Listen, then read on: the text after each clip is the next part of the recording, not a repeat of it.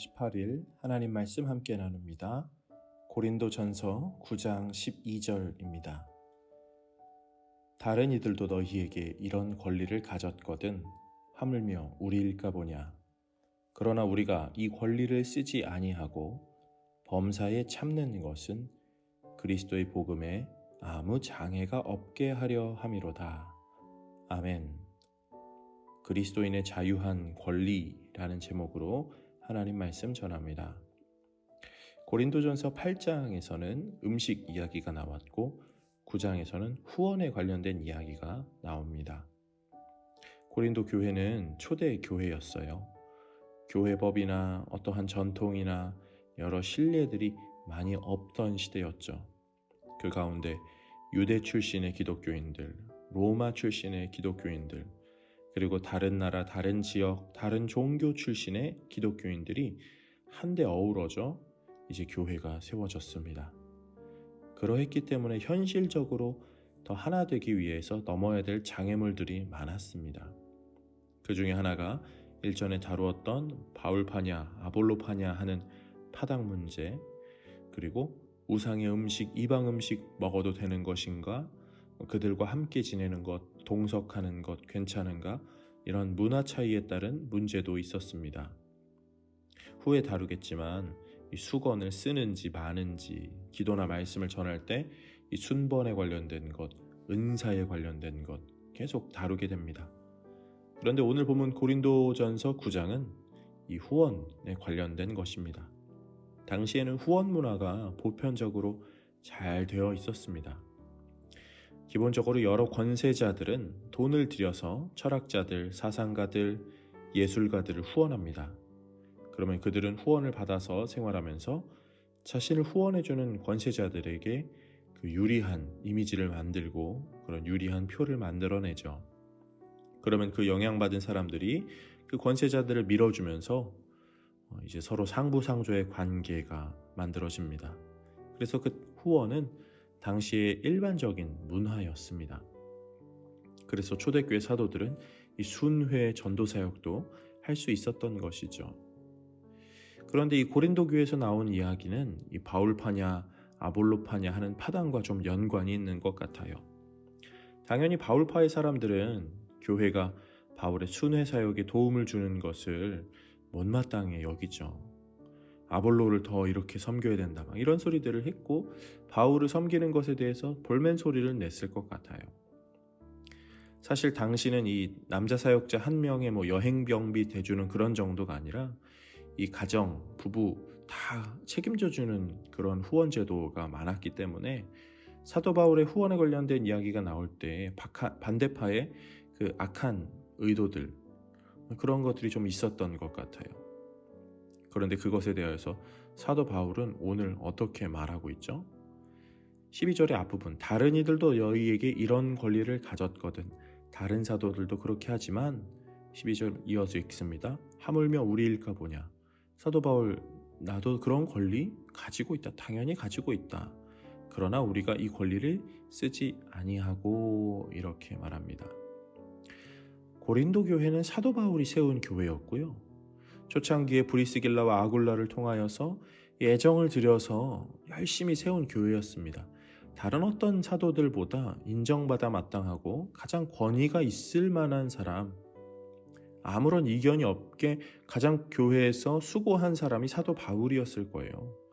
그런데 사도 바울이 나 그러한 권리, 권한 누구보다 많이 갖고 있지만 나 받지 않겠다.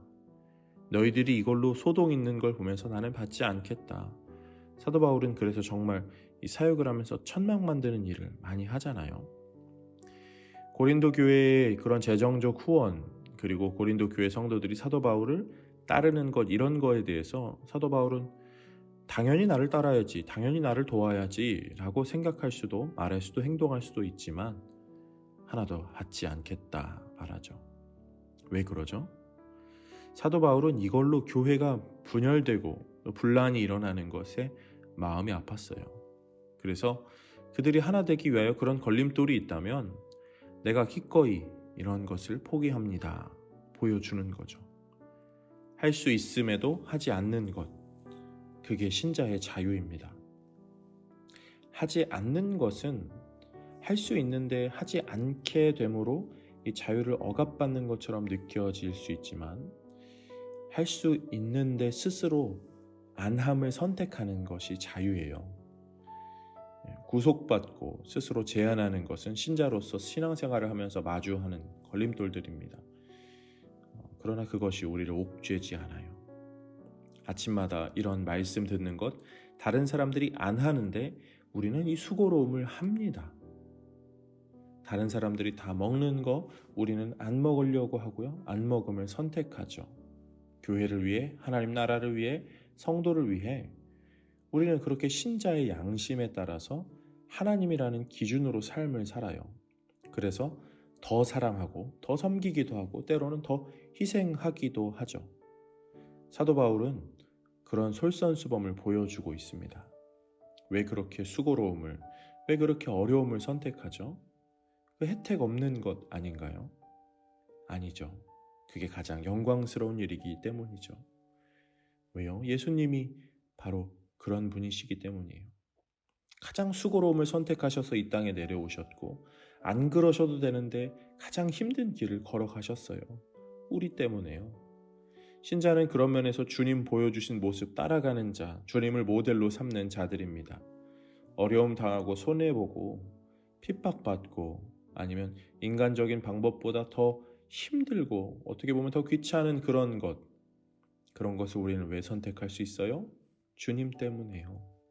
그리고 그것이 하나님께서 영광으로 바꿔주는 삶임을 알기 때문이죠. 낮아짐의 비밀, 권리 포기의 비밀, 때로는 남을 위하여 더 수고하는 그 비밀, 거기에 담긴 은혜의 비밀을 우리 성도님들이 기억하실 수 있기를 원합니다. 특별히 오늘 하루 살아가실 때 내가 할 수 있음에도 하지 않는 것을 선택해 보기도 하고, 또 남들은 다 누리는 것이지만 일부러 하지 않고, 또 때로는 더 희생하고 때로는 섬기고 더 수고스러운 일에 기쁨으로 그것을 감당해 보면서 신자가 살아가는, 신자다운 삶을 살아가는 우리 모든 성도님들, 그런 오늘 하루 되시기를 주님의 이름으로 축복합니다. 오늘 하루도 말씀으로 승리하세요.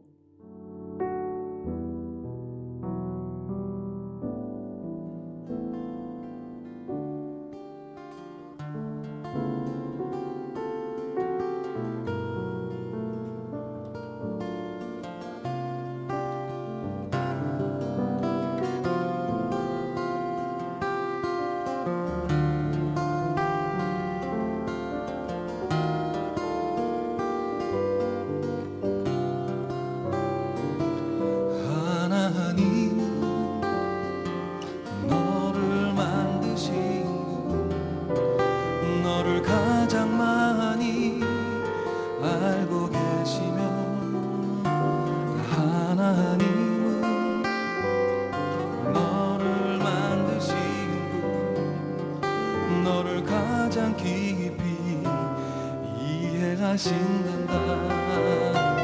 하나님은 너를 지키시는 분, 너를 절대 포기하지 않으며, 하나님은 너를 지키시는 분, 너를 쉬지 않고 지켜보신단다. 그의 생각 셀 수 없어. 그의 자비 무궁하며, 그의 성실 날마다 새롭고, 그의 사랑 끝이 없단다.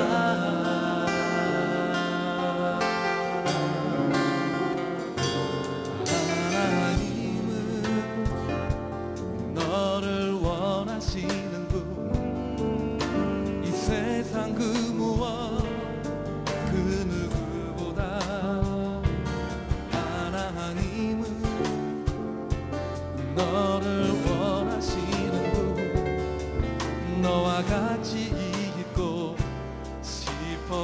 인도하신단다.